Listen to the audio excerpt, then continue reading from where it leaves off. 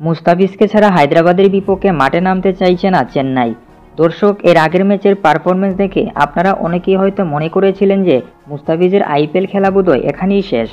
কিন্তু আপনারা জানলে অবাক হবেন যে চেন্নাই মুস্তাফিজকে দোষারোপ করার বদলে পরবর্তী ম্যাচের জন্য তাকে ভালো মতোই রেডি করছেন চেন্নাইয়ের ফাস্ট বোলিং কোচরা।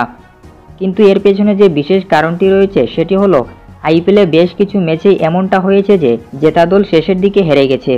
আর এমনও আরও একটি ঘটনা ঘটেছে গতকাল কলকাতা বনাম পাঞ্জাবের ম্যাচে। সব ফাস্ট বোলারদের এমনভাবে তুলোধুনো করেছে ব্যাটসম্যানরা, সেখানে আমাদের মুস্তাফিজ অনেক ভালো বোলিং করেছে। আর তাই তো পরবর্তী ম্যাচ, যেটি 28শে এপ্রিল রাত 8টায় হায়দ্রাবাদের বিপক্ষে হবে, সে ম্যাচে মুস্তাফিজকে ছাড়া ম্যাচ জিতবে না চেন্নাই।